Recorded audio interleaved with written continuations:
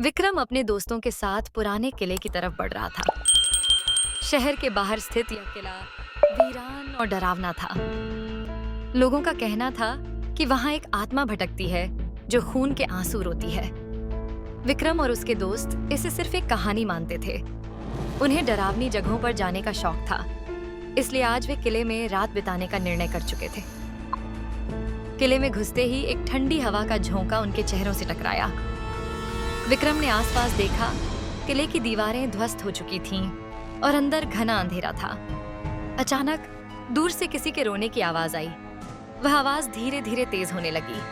विक्रम और उसके दोस्त चौंक गए, लेकिन उन्होंने इसे हवा का शोर समझकर नजरअंदाज कर दिया। वे किले के एक पुराने कमरे में पहुंचे और वहां रुकने का फैसला किया। विक्रम ने माचिस से मोमबत्ती जलाई, जिससे एक हल्की रोशनी कमरे में फैली।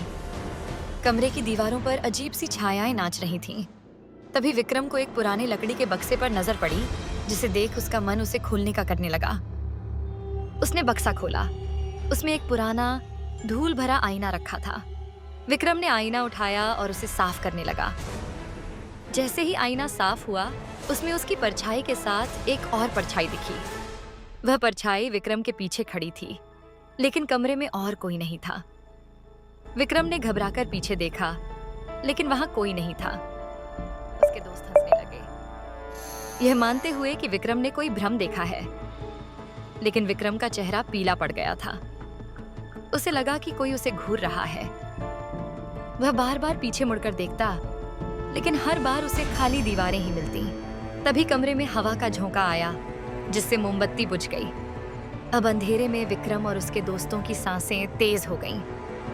तभी अचानक वही रोने की आवाज फिर से सुनाई दी, लेकिन इस बार वह बेहद पास से आ रही थी।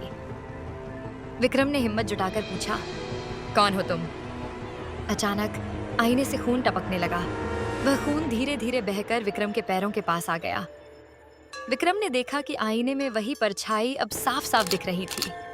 वह परछाई एक औरत की थी, जिसके आंखों से खून के आंसू बह रहे थे।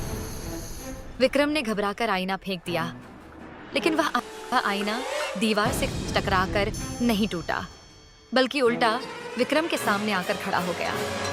विक्रम और उसके दोस्त चीखते हुए किले से बाहर भागने लगे, लेकिन दरवाजे तक पहुंचते ही किले का दरवाजा खुद ब खुद बंद हो गया। उनके सामने वह औरत खड़ी थी, जो अब असलियत में विक्रम के सामने आ गई थी।